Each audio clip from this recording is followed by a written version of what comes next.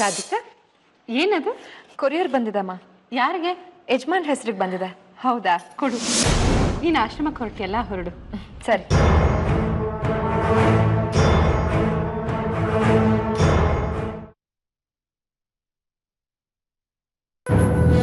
ಶಾಂತನು, ನಾವೇನೋ ನಮ್ಮ ಮಗಳು ಬರಲಿ ಅಂತಾನೆ ಕಾಯ್ತಿದ್ದೀವಿ. ಆದ್ರೆ ಅವಳು ಬರಲಿಲ್ಲ ಅಂದ್ರೆ ಏನ್ ಮಾಡೋಕ್ಕಾಗುತ್ತೆ?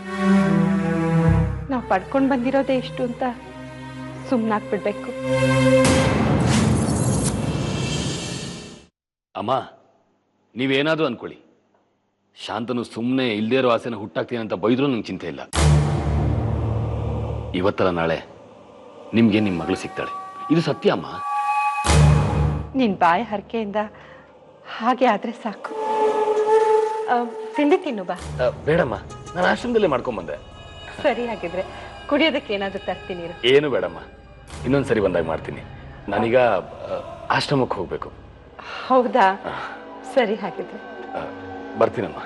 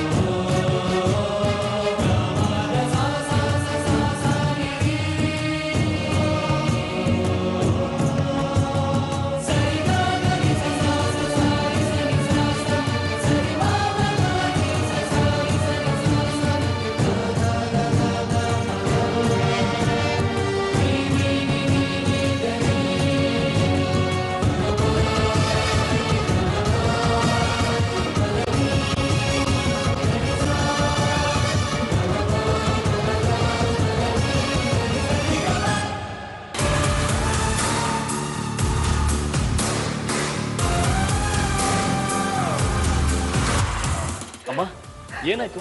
ಯಾಕೆ ಕಿರ್ಚ್ಕೊಂಡ್ರಿ? ಶಾಂತನು, ಕೊರಿಯರಲ್ಲಿ ಬಂತು ಮಧುಮಿತನ್ ಫೋಟೋ. ಅದೇ ನಾನು ಹೇಳಿದ್ನಲ್ಲ, ನನ್ನ ಮಗಳು ಕಳ್ದೋಗಿದ್ಲು ಅಂತ, ಅವಳ ಫೋಟೋ.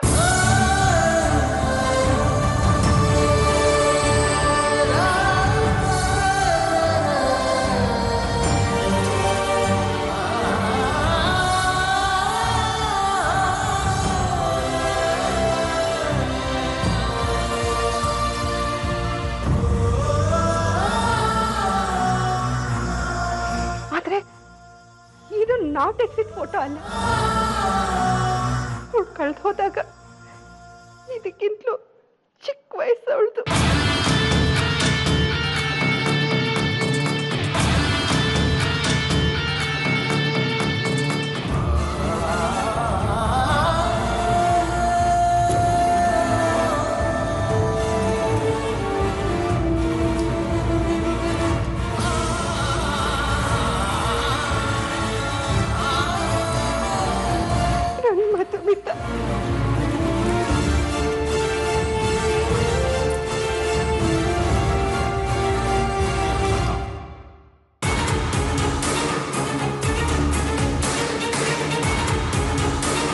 ಈಗೇನಾದರೂ ಮಾಡಲೇಬೇಕು. ಈ ವಿಚಾರ ಮನೇಲಿ ಗೊತ್ತಾದರೆ ಅಷ್ಟೇ, ಮುಂದೆ ನಾವು ಮಾಡೋ ಎಲ್ಲ ಪ್ಲಾನ್ಗಳು ಹಳ್ಳ ಹಿಡಿಯುತ್ತೆ. ಏನು ಮಾಡಲಿ ಈಗ?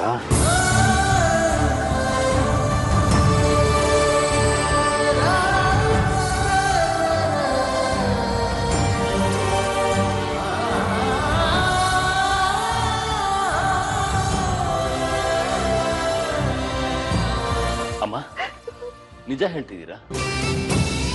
ಹೌದು ಶಾಂತನು, ಇವಳೆ ನನ್ನ ಮಗಳು, ನನ್ನ ಮುದ್ದು ಕಂದಮ್ಮ. ಶಾಂತನು ನೋಡು, ನೀನ್ ಹೇಳಿದ್ದು ನಿಜ ಆಯ್ತು. ನನ್ನ ಮಗಳು ಎಲ್ಲೋ ಒಂದ್ ಕಡೆ ಬದುಕಿದಾಳೆ ಅಂತ ಆಯ್ತು. ಅಮ್ಮ ಸಮಾಧಾನ ಮಾಡ್ಕೊಳ್ಳಿ. ಈಗ ಯೋಚನೆ ಮಾಡೋದಕ್ಕೆ ತುಂಬಾ ವಿಚಾರಗಳಿವೆ.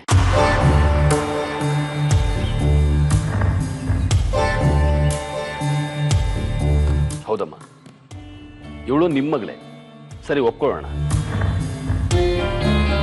ಆದ್ರೆ ಈಗ ಈ ಫೋಟೋ ಎಲ್ಲಿಂದ ಬಂತು? ಯಾರು ಕಳಿಸಿದ್ದು?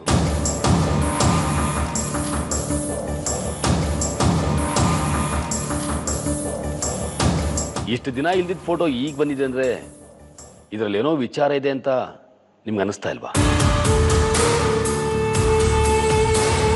ಅಮ್ಮ, ನನ್ಗನ್ಸೋ ಪ್ರಕಾರ ಯಾರೋ ನಿಮ್ಮ ಆಸ್ತಿ ಹೊಡೆಯೋದಕ್ಕೆ, ನಿಮ್ಮ ಮಗಳು ನಮ್ಮ ಹತ್ರನೇ ಇದ್ದಾಳೆ ಅಂತ ತಿಳಿಸೋದಕ್ಕೆ ಈ ಫೋಟೋನ ಕೊರಿಯರ್ ಮಾಡಿದ್ದಾರೆ ಅನ್ಸುತ್ತೆ.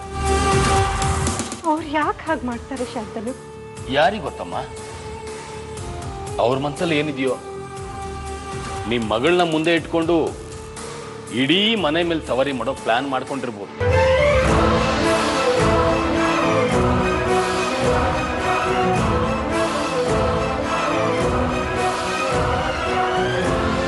ಅಮ್ಮ, ಈ ವಿಚಾರ ನಮ್ಮಿಬ್ಬರಲ್ಲೇ ಇರಲಿ. ಈ ಕೊರಿಯರ್ನ ಯಾರು ಕಳಿಸಿದ್ದಾರೆ, ಎಲ್ಲಿಂದ ಬಂತು ಅಂತ ನಾನು ಪತ್ತೆ ಹಚ್ತೀನಮ್ಮ.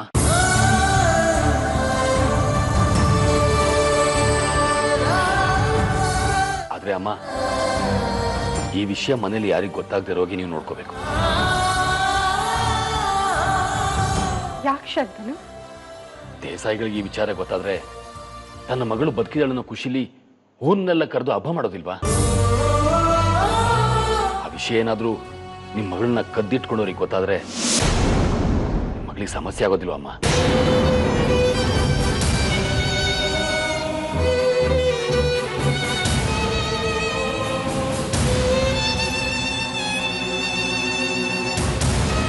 ಅಮ್ಮ, ನಾನು ಹೇಳ್ದಾಗ ಕೇಳಿ. ನಿಮ್ಮಿಂದನೇ ನನ್ನ ಗುಣ ಆಗ್ತಾರೆ. ಈ ಮನೆ ಋಣ ನನ್ನ ಮೇಲಿದೆ ಅಮ್ಮ. ಈ ಮನೆಗೆ ನಾನು ಏನಾದರೂ ಸಹಾಯ ಮಾಡಬೇಕು ಅಂತ ನನಗೆ ಅನಿಸ್ತಾ ಇದೆ. ಅದು ಈ ಕೆಲಸದಿಂದನೇ ಆಗೋಗ್ಲಿ. ನಿಮ್ಮ ಮಗಳನ್ನ ಕರ್ಕೊಂಡ್ಬಂದು ನಿಮ್ಮ ಮುಂದೆ ನಿಲ್ಸೋದು ನನ್ನ ಜವಾಬ್ದಾರಿ ಅಮ್ಮ. ಅಷ್ಟು ಮಾಡಿ ಪುಣ್ಯ ಕಟ್ಕೊ. ನಿನ್ ಋಣನ ಈ ಜನ್ಮದಾಗ ತೀರ್ಸಕ್ಕಾಗಲ್ಲ ನಾನು. ಛೇಛೆ, ಅಷ್ಟು ದೊಡ್ಡ ಮಾತು ಯಾಕೆ ಆಡ್ತೀರಿ? ನನಗನ್ಸೋ ಪ್ರಕಾರ ನಿಮ್ಮ ಮಗಳು ಇಲ್ಲೇ ಎಲ್ಲೋ ಹತ್ತಿರದಲ್ಲೇ ಇದ್ದಾಳೆ. ಯಾರೋ ಗುಟ್ಟಾಗಿ ಬೆಳೆಸ್ತಾ ಇದ್ದಾರೆ ಅನ್ಸುತ್ತೆ. ನನ್ಗನ್ಸುತ್ತೆ ಆ ಬೆಟ್ಟೆಗೌಡ್ರ ಕಡೆಯವರು ಅಂತ. ಬೆಟ್ಟೆಗೌಡ್ರ? ಯಾರಮ್ಮ ಅದು? ಅದು ನನ್ನ ನಾದಿನಿ ಶಾರದಾ ಈಗ ಅದೇ ಮನೇಲಿರೋದು.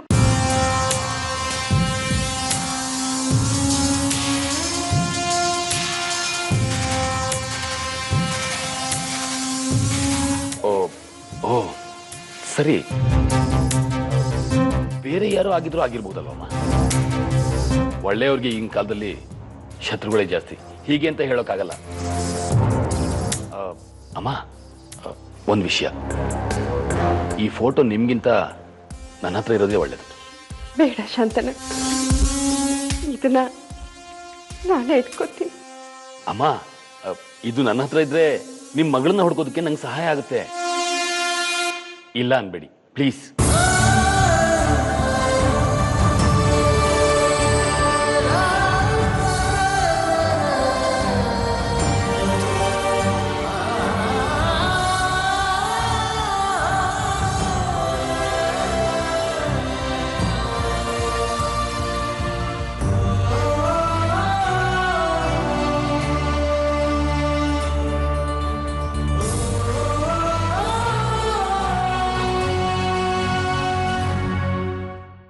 ಕೊಡಿಮ್ಮ.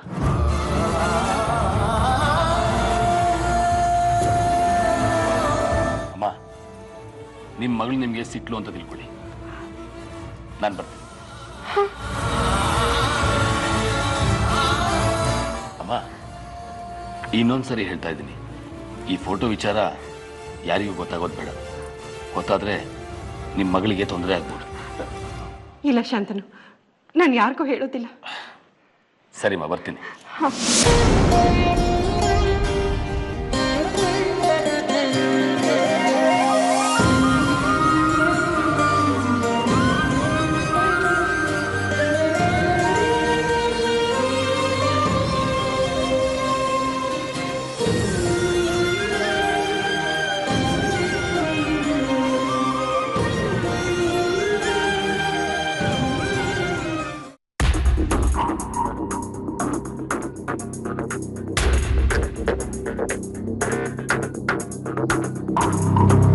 ಮೇಡಮ್, ಅವಳು ಆ ಮನೆ ಮಗಳಾಗಿರೋದಕ್ಕೆ ಸಾಧ್ಯನೇ ಇಲ್ಲ. ಒಂದ್ ವೇಳೆ ಹಾಗಿದ್ದಿದ್ರೆ ಇಷ್ಟು ದಿನ ಆ ವಿಷಯ ನಮಗೆ ಗೊತ್ತಾಗದೆ ಇರ್ತಾ. ಈ ವಿಚಾರ ಕಿವಿಗೆ ಬಿದ್ದಾಗಿಂದ ನನಗಂತೂ ನೆಮ್ಮದಿನೇ ಇಲ್ದಾಗ ಆಗೋಗಿದೆ. ಈ ವಿಷಯ ಸುಳ್ಳಾದ್ರೆ ಸಾಕಪ್ಪ ಅಂತ ಅನ್ನಿಸ್ಬಿಟ್ಟಿದೆ. ಏನು ಇಲ್ದೇನೆ ಅವಳನ್ನ ಹಿಡಿಯಕ್ಕಾಗ್ತಿಲ್ಲ. ಇನ್ನ ದೇಸಾಯಿ ಕುಟುಂಬದ ಮನೆ ಮಗಳು ಅಂತ ಅವಳಿಗೆ ಗೊತ್ತಾದ್ರೆ ಅಷ್ಟೇ, ನಮ್ಮನ್ನೆಲ್ಲ ಮಟ್ಟ ಹಾಕ್ಬಿಡ್ತಾಳೆ. ವಿಶ್ವ ನಮ್ಮ ಹತ್ರ ಇದ್ದಾನೆ ಅಂತ ಸುಮ್ಮನಿದ್ದಾಳೆ. ಅವ್ನು ನಮ್ಮ ಹತ್ರ ಇಲ್ಲ ಅನ್ನೋ ವಿಚಾರ ಅವಳಿಗೆ ಗೊತ್ತಾದ್ರೆ ಏನ್ ಮಾಡ್ತಾಳೋ ಏನೋ. ಮೇಡಮ್, ಅವಳಿಂದ ಏನು ಮಾಡಕ್ ಸಾಧ್ಯ ಇಲ್ಲ. ಅದಕ್ಕೆ ನಾವು ಅವಕಾಶ ಕೊಡೋದು ಇಲ್ಲ. ಎಲ್ಲ ಶಾಂತನು ಕೈಯಲ್ಲಿದೆ. ಶಾಂತನು ಅವರು ಯಾವುದೇ ಕಾರಣಕ್ಕೂ ಸೋಲನ್ನು ಒಪ್ಕೊಳ್ಳೋದಿಲ್ಲ.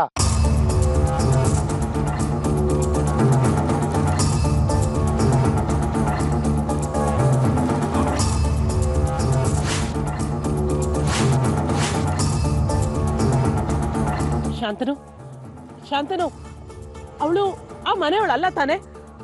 ಅವಳಿಗೂ ದೇಸಾಯಿ ಕುಟುಂಬಕ್ಕೂ ಏನು ಸಂಬಂಧ ಇಲ್ಲ ಅಲ್ವಾ?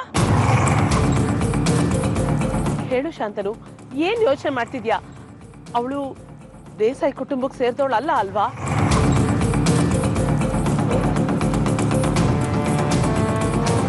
ಮೇಡಮ್ ಅವರು ನೀವು ಬರೋದನ್ನೇ ಕಾಯ್ತಾ ಇದ್ರು. ಹೇಳಿ ಸರ್, ರಾಧಿಕಾ ಯಾರು?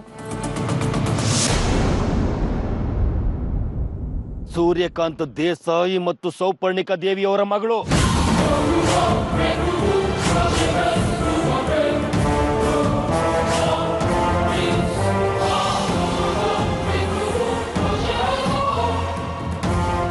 ಅಂದ್ರೆ ಅವಳು ನಮ್ಮ ಅಣ್ಣನ ಮಗಳೇನಾ ಶಾಂತನು? ಹೌದಮ್ಮ, ಇದನ್ನ ಕೇಳಿ ನನ್ಗೆ ಏನ್ ಮಾಡ್ಬೇಕು ಅಂತಾನೆ ಗೊತ್ತಾಗ್ಲಿಲ್ಲ. ಸೌಪರ್ಣಿಕಾ ಫೋಟೋ ನೋಡಿ ಎದೆ ಹೊಡ್ಕೊಂಡು ಸಾಯೋದೊಂದು ಬಾಕಿ. ಆದ್ರೆ ಅವ್ರ ಮಗಳು ಎಲ್ಲೋ ಒಂದ್ ಕಡೆ ಬದುಕಿದಾಳೆ ಅನ್ನೋದು ಮಾತ್ರ ಅವ್ರಿಗೆ ಗೊತ್ತಾಯ್ತು.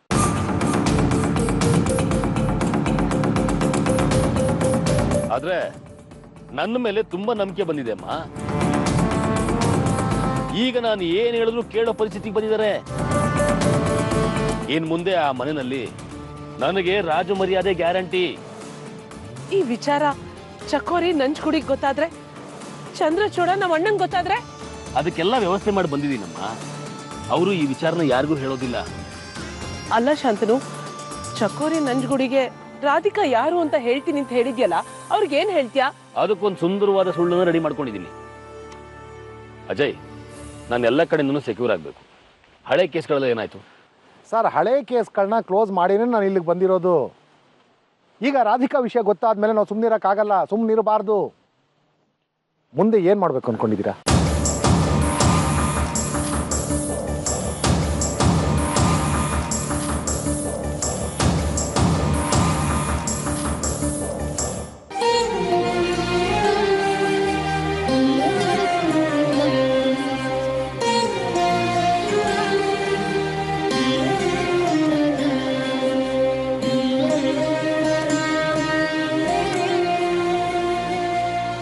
ದೇವ್ರೆ, ನನಗೆ ಕೊಟ್ಟಿರೋದನ್ನ ನನಗೆ ದಕ್ತಿರೋ ಹಾಗೆ ಮಾಡಿ ಜೀವನ ಪೂರ್ತಿ ನಾನು ನೋವಲ್ಲೇ ಕೊರಗೋ ಹಾಗೆ ಮಾಡ್ತೀಯ ಅನ್ಕೊಂಡಿದ್ದೆ. ನೀನು ಈಗ ನನ್ನ ಮುಂದೆ ಖುಷಿ ತಂದಿಟ್ಟಿದೀಯ. ಇಷ್ಟು ವರ್ಷ ನಾನು ನನ್ನ ಮಗಳಿಗೋಸ್ಕರ ಕಾದಿದ್ದು ವ್ಯರ್ಥ ಆಗ್ಲಿಲ್ಲ. ನನ್ನ ಮಗಳು ಬದುಕಿದ್ದಾಳೆ, ಎಲ್ಲೋ ಇದ್ದಾಳೆ. ಇನ್ನು ನನಗೆ ಯಾವ ಚಿಂತೆನೂ ಇಲ್ಲ. ನನ್ಗಿಬ್ಬಿಬ್ರು ಮಕ್ಕಳು, ಒಂದು ಮಧುಮಿತ, ಇನ್ನೊಬ್ಳು ರಾಧಿಕಾ.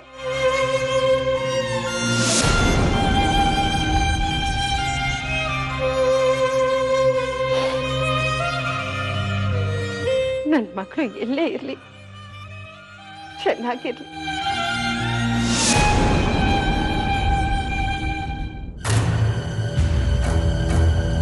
ಅವಳು ಎಲ್ಲೇ ಇರಲಿ, ಮನೆಗೆ ಬಂದೇ ಬರ್ತಾಳೆ. ಬರೋ ಹಾಗೆ ನೀನ್ ಮಾಡ್ತೀಯ ಅಂತ ನನಗೆ ಗೊತ್ತು.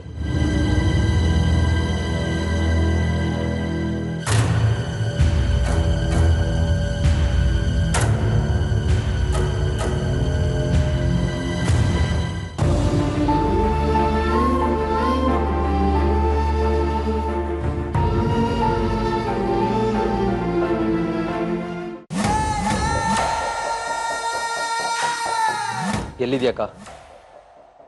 ಅಲ್ಲೇನ್ ಮಾಡ್ತಿದ್ಯಾ? ಈ ಮನೇಲಿ ಏನೇನು ನಡಿಬಾರ್ದು ಅನ್ಕೊಂಡಿದ್ವೋ ಅದೆಲ್ಲ ನಡೀತಾ ಇದೆ. ಯಾಕೆ ಅಂದ್ರೆ ನಿಮ್ಮಕ್ಕ ದೇವ್ರ ಮುಂದೆ ಕೂತು ದೀಪ ಹಚ್ಕೊಂತ ಕಣ್ಣೀರ್ ಹಾಕ್ತಿದಾರೆ. ಅವ್ರ ಖುಷಿ ನೋಡ್ತಿದ್ರೆ ಕಳ್ದೋಗಿರೋ ಮಗಳು ಸಿಕ್ಕುದು ಅನ್ಸ್ತಿದೆ. ಮೊದ್ಲು ಆ ಶಾಂತನ ಮೀಟ್ ಮಾಡ್ಬೇಕು. ಆಶ್ರಮಕ್ಕ? ಸರಿ ಬರ್ತೀನಿ, ನೀನು ಬೇಗ ಬಾ. ಏ ಜಾನಕಿ, ಏನು ಆಶ್ರಮಕ್ಕೆ ಹೋದವಳು ಇಷ್ಟು ಬೇಗ ಬಂದ್ಬಿಟ್ಟಿದ್ಯಾ? ಅದು ಮನೇಲಿ ಲ್ಯಾಪ್ಟಾಪ್ನ ಮರ್ತ್ಬಿಟ್ಟು ಹೋಗಿದೆ. ಕೃಷ್ಣನ್ ಕೇಸ್ಗೆ ಸಂಬಂಧಪಟ್ಟಿರೋ ಡೀಟೇಲ್ಸ್ ಎಲ್ಲ ಇದ್ರಲ್ಲೇ ಇದೆ. ಅದಕ್ಕೆ ತಗೊಂಡು ಹೋಗೋಣ ಅಂತ ಬಂದೆ ದೊಡ್ಡಮ್ಮ. ಹೌದಾ, ಸರಿ ಹೋಗು. ಹಾ, ಬರ್ತಾ ರಾಧಿಕಾನ ಬೇಗ ಕರ್ಕೊಂಬ.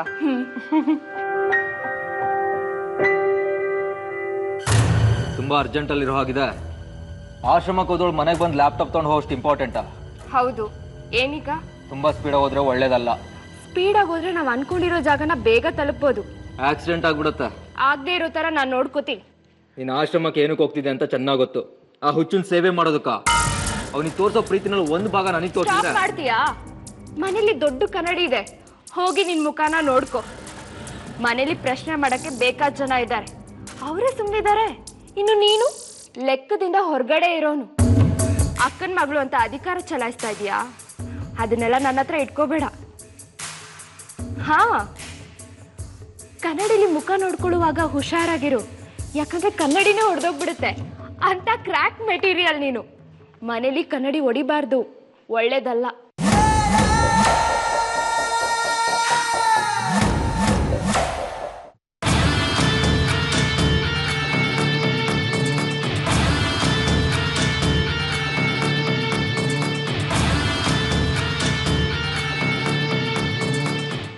ರಾಧಿಕಾನ ಊರು ಬಿಡಿಸ್ಬೇಕು.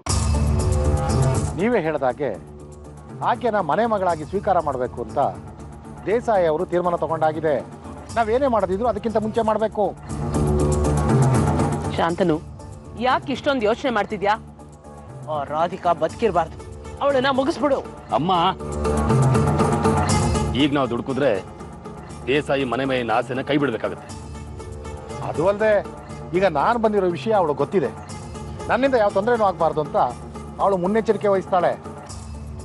ಹಾಗಾಗಿ ಸದ್ಯಕ್ಕೆ ಅವಳು ಕೊಲೆ ಮಾಡೋದನ್ನ ಸ್ವಲ್ಪ ಮುಂದಕ್ಕೆ ಹಾಕೋದು ಒಳ್ಳೇದು ಅಂತ ನನ್ಗನ್ನಿಸ್ತಾ ಇದೆ. ಮತ್ತೀಗ ಏನ್ ಮಾಡೋದು ಅಜಯ್?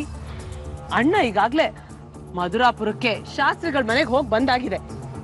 ಶಾಸ್ತ್ರಿಗಳೇನಾದ್ರೂ ರಾಧಿಕಾ ನನಗೆ ಸಿಕ್ಕಿರೋ ಮಗಳು ಅಂತ ಹೇಳ್ಬಿಟ್ರೆ ಮುಂದೇನಾಗ್ಬೋದು ಅಂತ ನೀವೇ ಯೋಚನೆ ಮಾಡಿ. ಅಮ್ಮ, ನೀವ್ಯಾಕೆ ಆ ರೀತಿ ಯೋಚನೆ ಮಾಡ್ತೀರಾ? ಅದಕ್ಕೆಲ್ಲ ವ್ಯವಸ್ಥೆನ ನಾನೇ ಮಾಡ್ತೀನಿ. ವಿಶುವಿಂದ ರಾಧಿಕಾನ ದೂರ ಮಾಡಬೇಕು. ಹೇಗ್ ಸರ್? ಅವರಿಬ್ರು ಆಶ್ರಮದಲ್ಲೇ ಇದ್ದಾರೆ, ಹೇಗ್ ದೂರ ಮಾಡ್ತೀರಿ?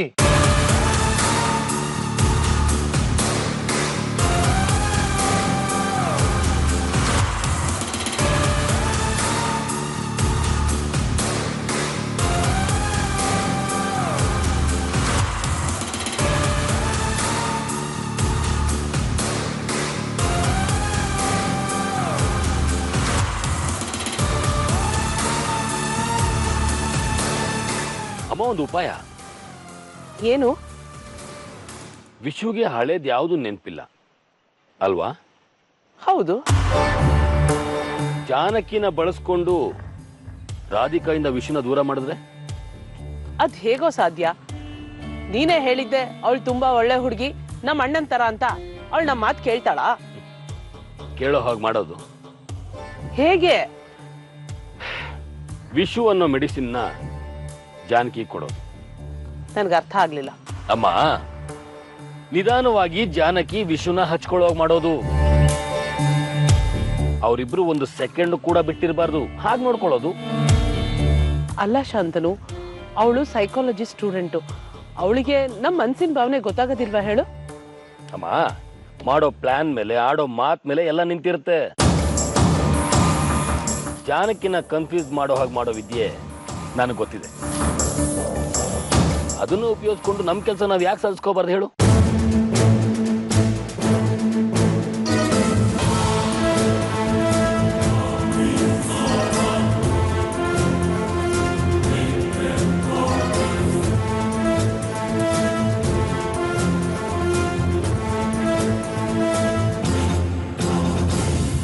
ಅರ್ಥ ಆಯ್ತಾ? ಆದರೆ ನನಗೊಂದು ಡೌಟ್ ಇದೆ. ನೀವು ಹೇಳಿದ್ದೆಲ್ಲ ಸರಿ. ಜಾನಕಿ ಕೊಡೋ ಟ್ರೀಟ್ಮೆಂಟ್ ಇಂದ ವಿಷು ಗುಣ ಆಗ್ತಾನೆ. ಅವನು ಗುಣ ಆದ್ರೆ ರಾಧಿಕಾ ನೆನಪಾಗ್ತಾಳೆ. ಆಮೇಲೆ ನಮ್ಮ ಕೆಲಸ ಎಲ್ಲ ಎಕ್ಕುಟ್ಟು ಹೋಗುತ್ತೆ. ಆಗೇನ್ ಮಾಡ್ತೀರಿ?